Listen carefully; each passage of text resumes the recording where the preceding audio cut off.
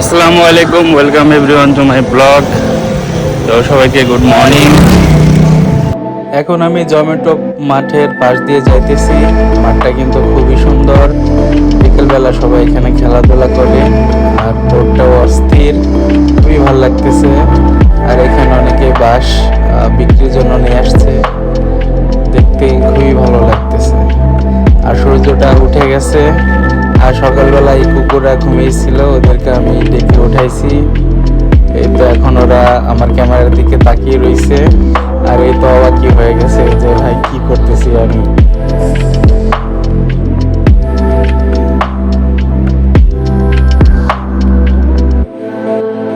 বন্ধুরা, আজকে কিন্তু খুবই সকালবেলা আমি বের হয়েছি ঘুরতে। তো আবহাওয়াটা খুবই ঠান্ডা, খুবই ভালো লাগতেছে।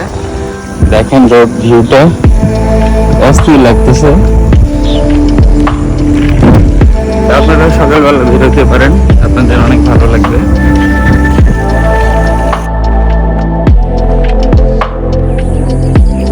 বন্ধুরা, সকালবেলা ঘুরতে কিন্তু ভালোই লাগে।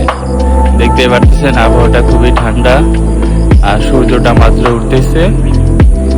এই যে দেখেন, দেখতে পাচ্ছি মেঘের কারণে সূর্যটা ঢাকা পড়ে যাচ্ছে। এরকম ওয়েদারে সাইকেলে ঘুরতে খুবই ভালো লাগে। আপনারাও সকালবেলা আসতে পারেন যদি আপনাদের সময় থাকে।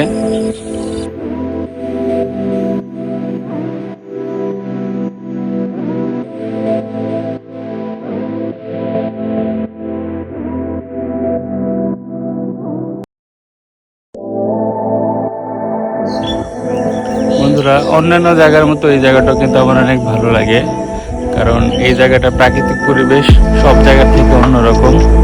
চারিপাশে দেখতে পারতেছেন শুধু সবুজ আর সবুজ। আর জায়গাটা খুবই শান্তিময় একটা প্লেস। আশেপাশে কেউ নাই, আমরা অনেক স্ট্রেসে থাকি। তো এরকম পরিবেশে আসলে আমাদের স্ট্রেস অনেকটাই কমে যাবে। আর সেই সাথে আছে ঠান্ডা বাতাস। বন্ধুরা, আজকে সকালবেলা আমি বিভিন্ন স্থানের কিছু সিনেমেটিক শট নিয়েছি, তো এগুলো আপনাদের দেখাবো। তো এখন আপনারা উপভোগ করবেন আমার সিনেমেটিক শট। Let's go.